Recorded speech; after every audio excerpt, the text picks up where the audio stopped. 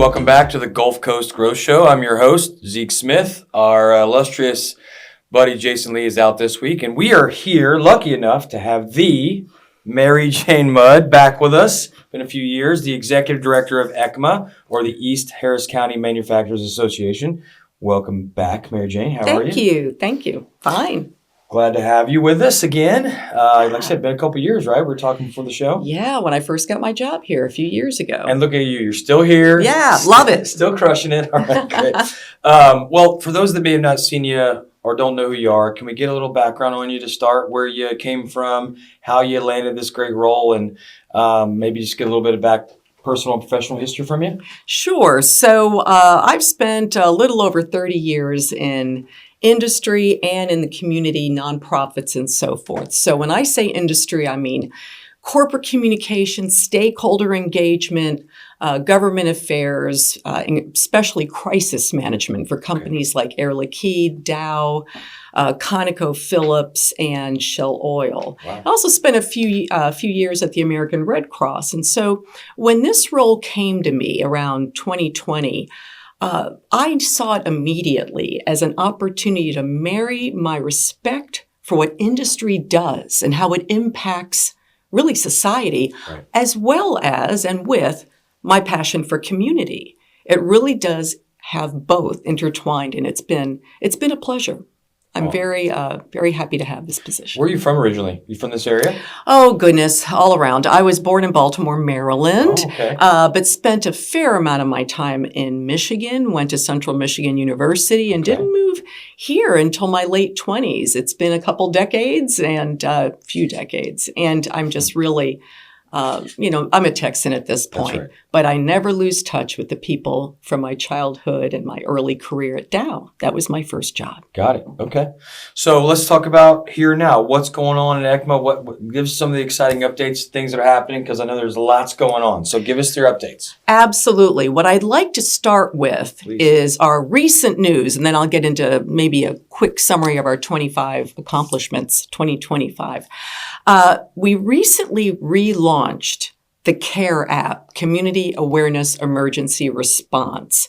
And when I say relaunched, we refreshed it. The app came out years ago, I think 15 years ago. And our leader of our emergency management committee, Jeff Suggs, 'cause I want to give him recognition, has really worked in a collaborative way with local community leaders, elected officials, CAP facilitators, and of course industry to update the app and let's just say bring it into this decade, because it was kind of clunky. It was great initially.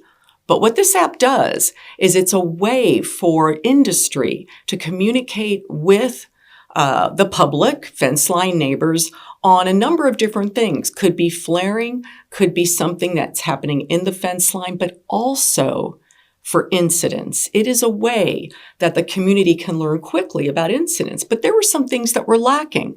It was good for a start, but Jeff listened and brought a collaborative group together, found out that people they wanted Spanish translation.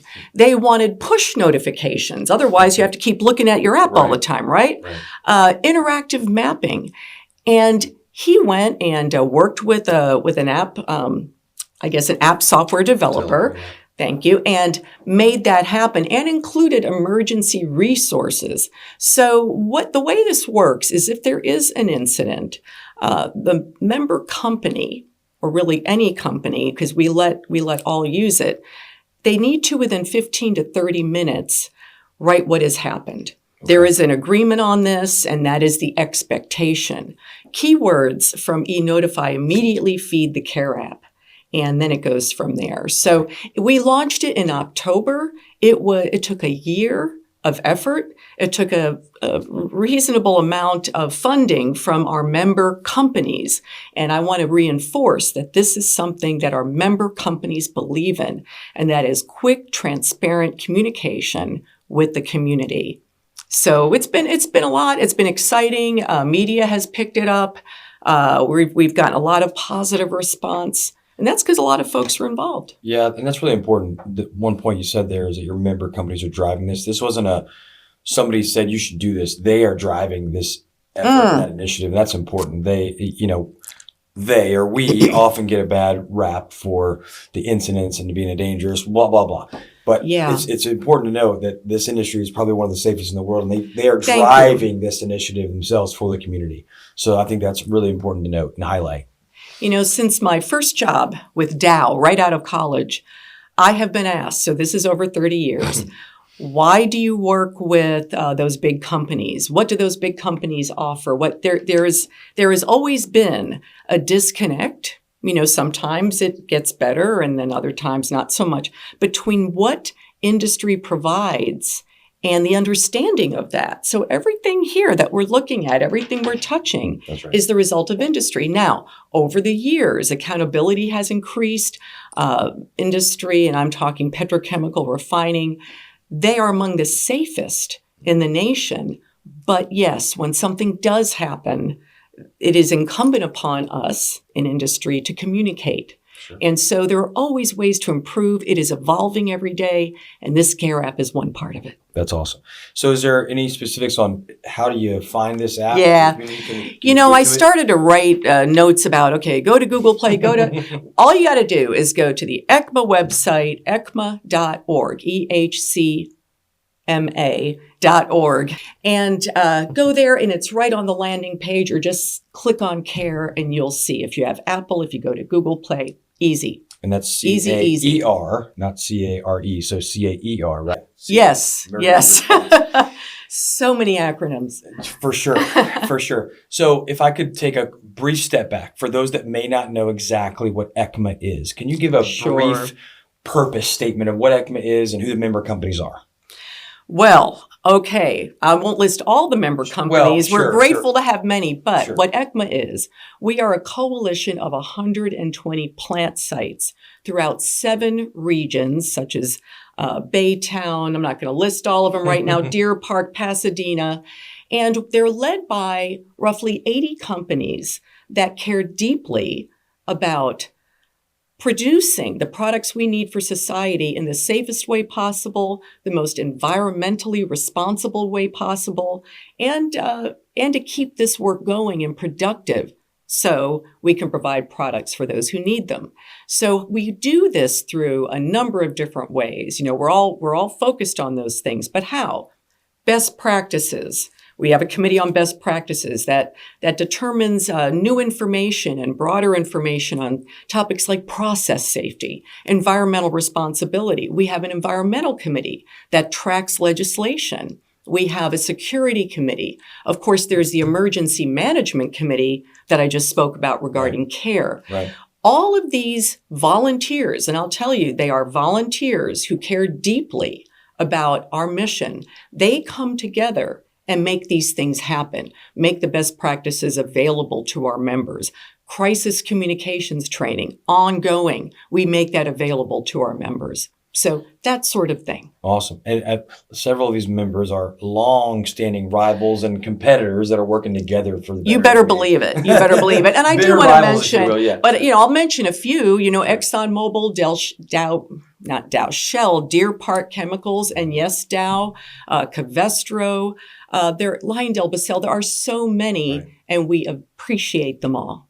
Right. All right. So speaking of the organization, give us some highlights on 2025. We're about to wrap up the year already. So this has been a great year for membership value with programs and events, our newsletter, information.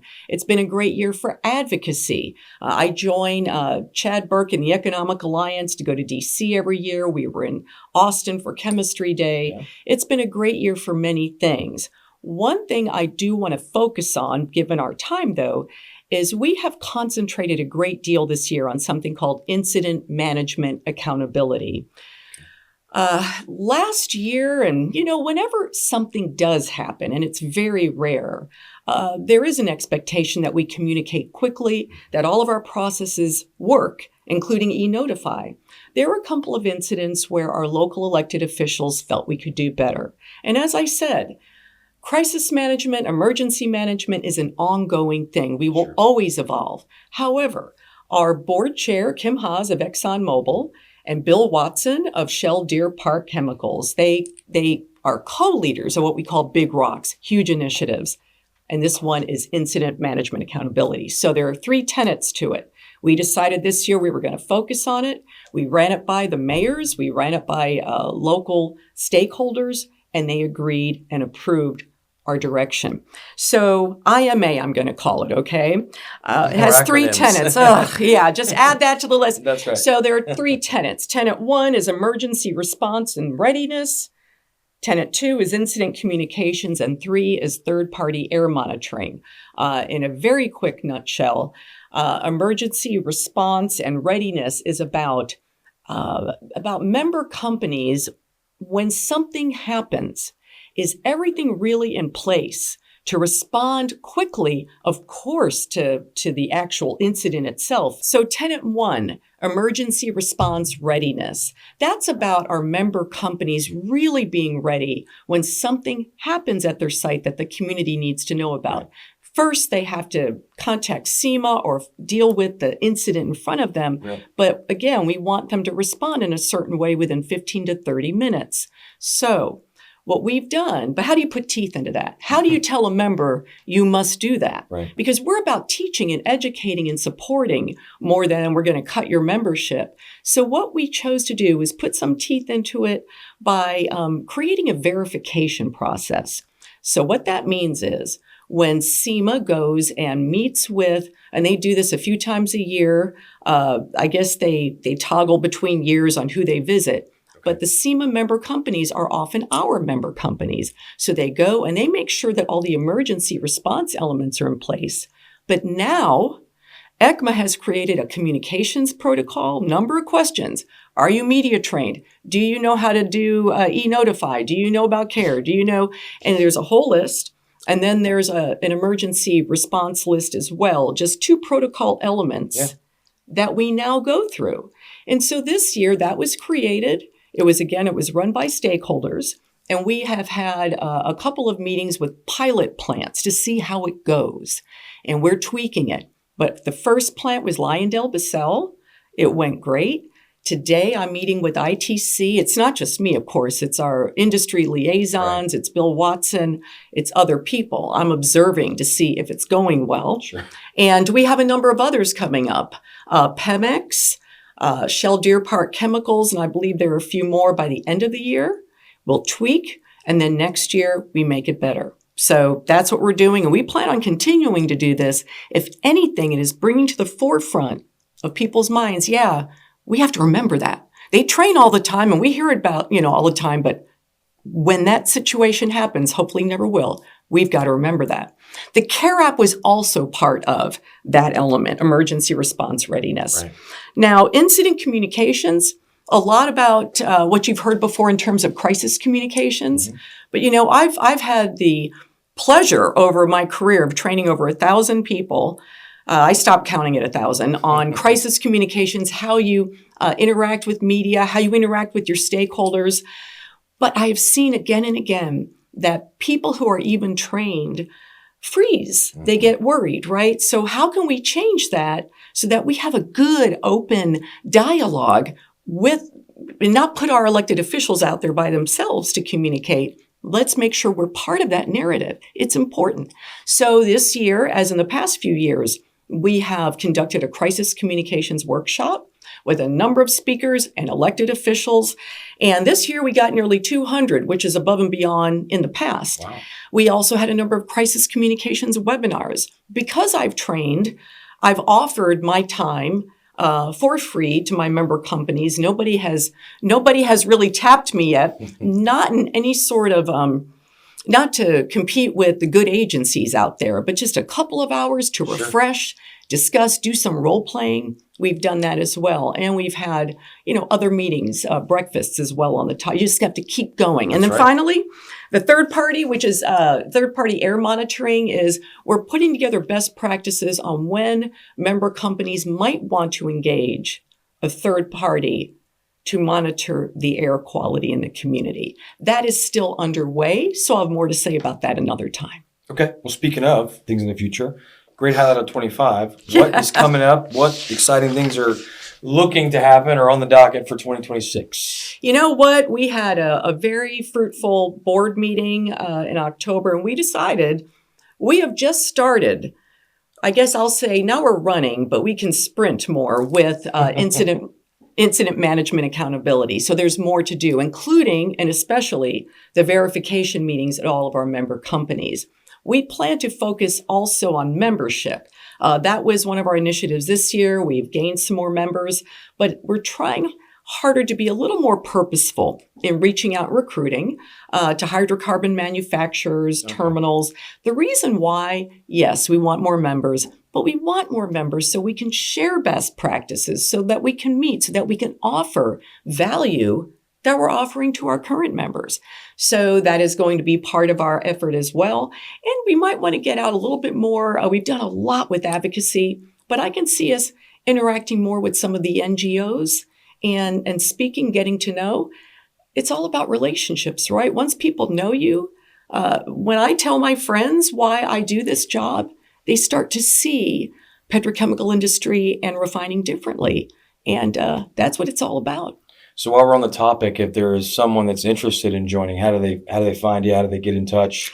How do they start that process of joining ECMA? Very easy. You go to ecma.org and it says become a member, upper left, click, and that's all you got to do. We like simple. I like it. Yeah, it's very easy. Good. Okay. What do you think has most contributed to your success? You've had obviously great experience in industry with crisis management, as we talked about earlier, but what do you think more behaviorally or things that you've experienced have really led to your success in this role? You know, I've been thinking about that, wondering if you would ask that question. And there are a few things. First, the people who have helped me along the way. I have been blessed with such amazing mentors, people who guided me, people who talked tough to me, people who taught me to, from day one, how to behave, how to be professional in a meeting. I have a very outgoing personality, and I've learned how to kind of gauge, and that's been helpful. One of my daughters, her middle name is after my very first boss at Dow. Oh, that's awesome. So that was so essential. The community programs I've been a part of. Okay. I'm very civically engaged, and that's opened my mind. It's opened my perspective. It's helped me develop relationships with those who would later be a part of my career, because the two blend. You can balance that way, and you can learn that way. But I'll actually say that I'm kind of appreciative of the failures. And what I mean by that, when things don't quite go your own way.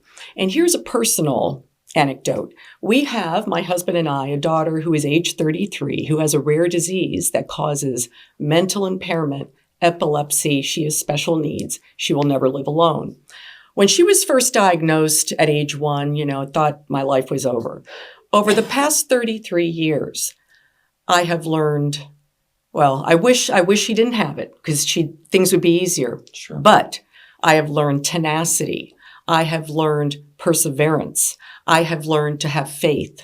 I have learned to overcome tremendous disappointments. I've been able to apply that to my career. Now, I'm sure many people have had challenges in their lives where they can do the same. But I ask those who haven't gotten to that point yet, keep that in mind, because that really has made a difference. And so I applied that. I've been through a couple layoffs. I've been through, when I first came in this job, I didn't quite know the community. And that wasn't really a negative. It was such a positive. I could learn. But that passion for learning has really come to me through a number of ways, including that way. Thank you for sharing that story, by the way. Yeah. So you mentioned mentors, and I assume there's probably mostly professional, but some personal mentors as well. And sometimes your kids can be a mentor, right? You learn a lot from them. Yeah. I've got 3 little ones of my own, and I learn something every day from them. What would you say you're most grateful for in your life and career? I'm grateful for a lot of what I just shared with you. Yeah. Definitely my faith, because it's my guiding star, my faith in God. And God and I have had some ins and outs, like when my daughter was diagnosed, I wasn't really thrilled, Sure. I'm grateful for that. I'm grateful for people who took time. It's important to share that mentoring it's essential. Careers are so much more than doing the work. It's about who you work with. It's about who you can help, how you can empower them to be better than you, be better, period, and possibly move on from you, to want nothing but the best for them. By doing that, I learned to take the focus off of self, put it onto others, and leave my career, my positions better than when I first got into them. So God, those experiences, and I have to say, my family, my husband especially, he is my partner. We are complete opposites, but 35 years later, I know I couldn't have done any of this without him. There you go. Congrats on that. Now he'll have to watch this all the way through to get to that one compliment. There you go. Yeah, that's right. Minute 22. You said mentors. So passion topic for me. Yeah. For the mentors that you mentioned before and just mentoring overall, mentoring others, did those happen more organically for you, or were they kind of created or set up? Do you remember that? I always like to ask that question because I know some companies say, we're going to set you up with the mentor. And others have said, no, I built a relationship with someone more senior and became my mentor, or I mentored this other person. I'm just always curious to see if it's more successful as a manufactured scenario or more organic. Yeah. You know what? It's been both. Okay, But that's cool. because, Yeah, if you've worked long enough, enough decades, it's good. Sure. But yeah, initially, and I'd really say about the first 20 years, 15 years, it was organic. It was a supervisor who I would become close to. Right. It would be somebody, at Dow, they did assign initial mentors to help you get through, everything, where HR was, where the ladies' room was, who in the zoo, like right? that, Yeah, exactly. right. And of course, Right. who's who in the zoo. Right. So that it came out organically. My dear mentor of my early years, Joy, she was just there all along. It started when I reported to her, but then later after I moved here and got a job with Air Liquide and had never managed people before, she was there again. That was all organic. She even gave me documents on how to write my first big corporate global communications plan. Awesome. All those years. When I was at Shell, mentoring was very formal. But again, friendships happen and people are together and you meet great. Sure. But it was more formal. There were programs, there was training. And I gained knowledge from that too. If anything, just expanding my understanding on what mentoring is.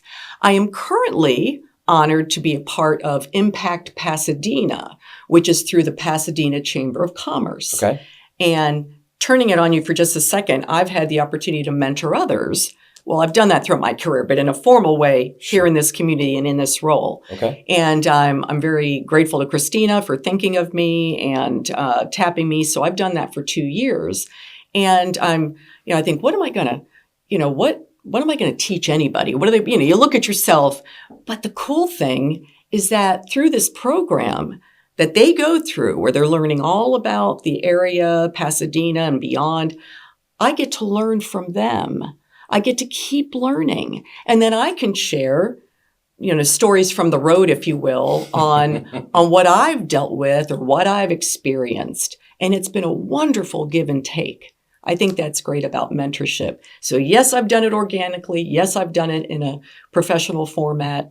It's all good. Important to take nuggets from all of it, I think, is the Absolutely. lesson, right? Okay, awesome. Absolutely. Well, as we do wrap up our conversation, this was super enjoyable. We are grateful for you in your role. We're grateful for ECMA. We're grateful for the partnership you have with the Economic Alliance. And I think you said advocacy a couple of times. I think that's a huge benefit to this industry, that we have organizations like Economic Alliance and ECMA out there,